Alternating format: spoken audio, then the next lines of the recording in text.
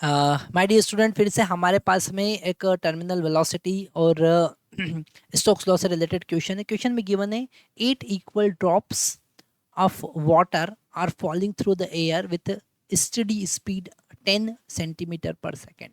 Okay, तो यहाँ पर एक वाटर ड्रॉपलेट है और ऐसे 8 वाटर ड्रॉपलेट्स है जो 10 सेंटीमीटर पर सेकेंड की स्पीड से एयर में नीचे गिर रहे हैं।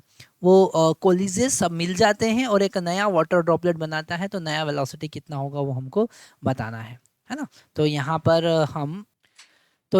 पर अगर हम टर्मिनल वेलोसिटी की बात करें तो टर्मिनल वेलोसिटी अगर स्मॉल ड्रॉप की बात करें, है ना, तो यहाँ पर हम फार्मूला लिखते हैं। मान लेते हैं रेडियस ऑफ स्मॉल ड्रॉप, हम लिखते हैं रेडियस ऑफ स्मॉल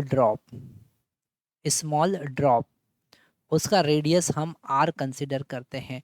और अगर हमको बड़े ड्रॉप का रेडियस फाइंड करना है तो यहाँ पर हम वॉल्यूम कांस्टेंट होगा, सब मिलकर जो पहले वॉल्यूम था वही बाद में वॉल्यूम बनाएंगे, ये वाला कॉन्सेप्ट हम यूज़ करते हैं। तो हम यहाँ पर जो बिगर ड्रॉप है उसका रेडियस हम कैपिटल R कंसिडर करते हैं।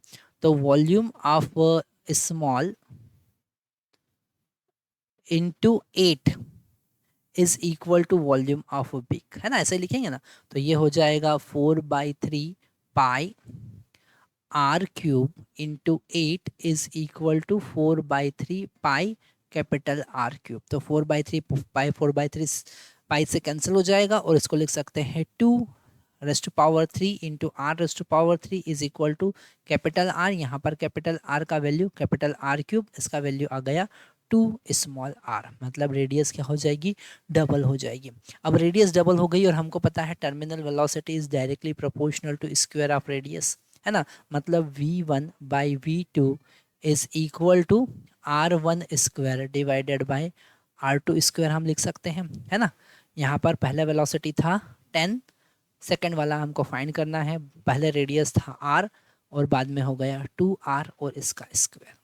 ओके, तो यहाँ पर क्लियरली हमको दिख रहा है v2 का वैल्यू हमारे पास में आएगा 40 सेंटीमीटर पर सेकेंड। कितना होगा, 40 centimetre per second. Second option यहाँ पर करेक्ट होगा।